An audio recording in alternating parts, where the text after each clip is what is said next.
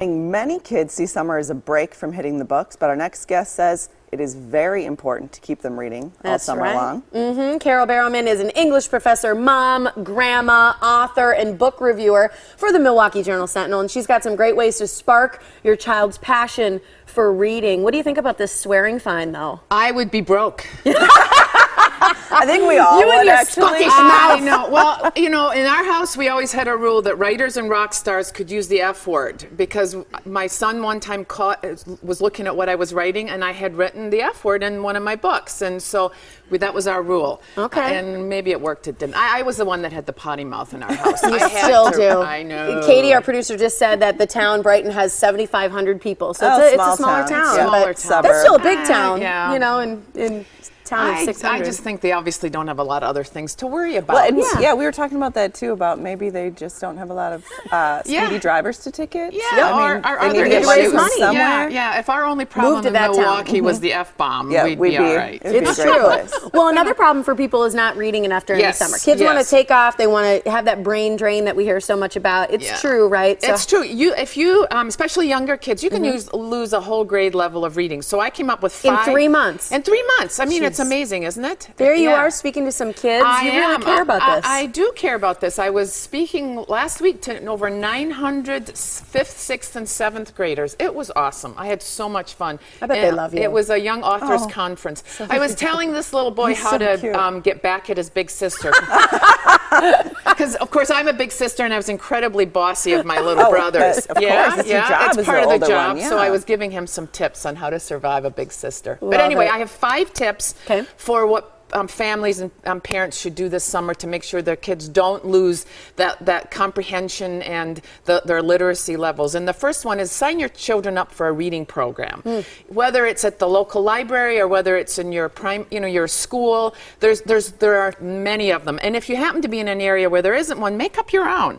Have your family and the other siblings decide on their own. The second one is make sure that you let your kids pick what they want to read. Right. I was all about that. You know, if it was a book that I was a little concerned about with my kids, I would just read it with them and then deal with whatever there were issues or comprehension issues. Even if children pick a book that's harder for them than they're ready for, it doesn't do them any harm to read ahead like that. Do magazines count when you say pick your own? Okay. Anything. It can be magazines, it can be nonfiction history books, self-help books, it can be Sports Illustrated every week. The newspapers would be awesome. It can be online, it can be an ebook. It doesn't matter. It really doesn't matter. You just need to read. Okay. And then the third one is reward them.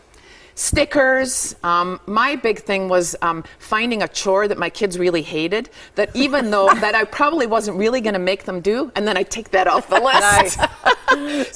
So then they would think, oh, that's really good, but reward them. The main thing that you're trying to do over the summer is to get kids to read, but to build sort of that intrinsic love for it, that it's pleasure. It's not homework. So even though you might have these organized things that you're going to do, you know, you don't want it to be like homework. And then that sort of brings me to my last 2. If you can get them to keep a journal on what they read, there's lots of studies that show when children write about or even draw pictures relating to what they read, then it increases their comprehension. Okay. And that's good. And then the last one is don't nag. Yeah. Don't nag. No one wants Did you read that yet? Yeah. Where are you at in that book? Right. Why is it taking you so long?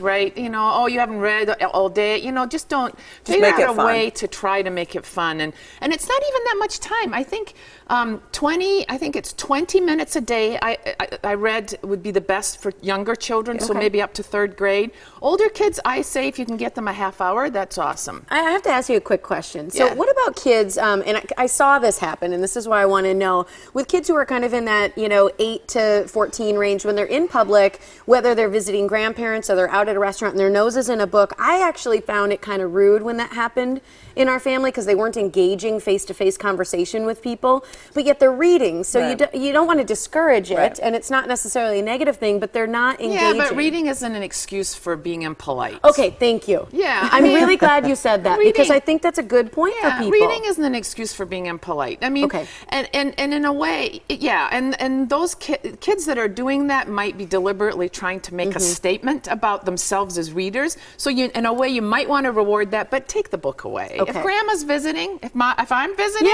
take the book away. I Put it down. I want to see the whites of their eyes. All right. I kind of have a couple questions about digital reading versus actual physical books. Do you think there's a difference for kids? I know you said, if they're reading the computer or anything, it's still reading. But is there a difference? Does it help them concentrate more if they have an actual hard copy? There's a few studies that have been done that have shown it accesses stimulates different parts of their brain. But as far as I've seen in my teaching experiences, it's still a book. The book is, it doesn't matter how it's bound and presented to the reader, it's still a book. You're still reading my words if you read any of my books on digital. I think we need to just find a balance. I think screens, after a while, are probably for your eyes and all of that. I don't know enough about what that does, but I think just find a balance.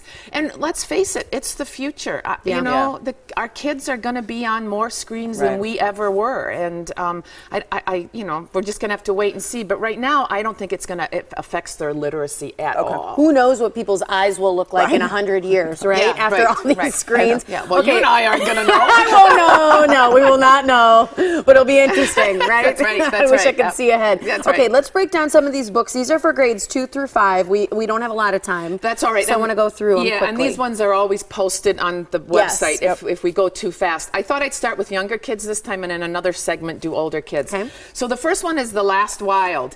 And I'm giving this one away. This is a wonderful story about the world, and there's no animals left. And this little boy discovers that he can talk to the animals, sort of like a Dr. Dolittle, and the animals capture him and try to encourage them to save them. And so he has to become the champion. He's a little 6th grader, I think. It's a fabulous, fabulous book. Love it. Flora and Ulysses. Flora and Ulysses is about a squirrel who has a little run-in with a vacuum cleaner. This is a squirrel? I got to get this from Molly. Yes, they've got to get it from Molly. Ulysses is a squirrel, and he has a superpower, and he and Flora, this is their adventures, and Kate DiCamillo is a Wisconsin writer. Love that local connection. Elvis and the Underdogs. This is a little boy who needs a helper dog, and he gets a 300-pound Newfoundland. Cute. And that his name is Elvis, and that's also a fabulous story. Is this the new, what's the big dog, the big red dog? It's like a Clifford. Yeah, is this like the new Clifford? Yeah, it could be. It could be. It's a lot of fun. That book is really funny. We're out of time, so do these Abby two Cornelia, One and Only Magical Power Summer Camp. She's got the power to spin eggs. It's an awesome story. And The Adventures of Bean Boy I picked for you because his superpower has something to do with farting. I'm glad you picked that one for you. Thank you. That's awesome. I did the art bus this last a couple weeks ago, and I called it the fart bus the whole time because I'm extremely mature. So I want to make sure that everybody knows you brought that giveaway. You mentioned it, but it's The Last Wild. So if you want to get that book, how are we doing it? Are you calling us? All right, call us right now. Caller number 5 at 414-799-4444. We'll get The Last Wild. I wish you would have given away the fart one. I know I should. I kept that for myself. She'll give you a copy. Thank you. Don't worry. Sure. All right, and here's Carole Barrowman's website, carolebarrowman.com. You can find her on Facebook, Twitter, and Goodread as well. Thanks so much. You're welcome. Thank you. All right, we got a great show coming up.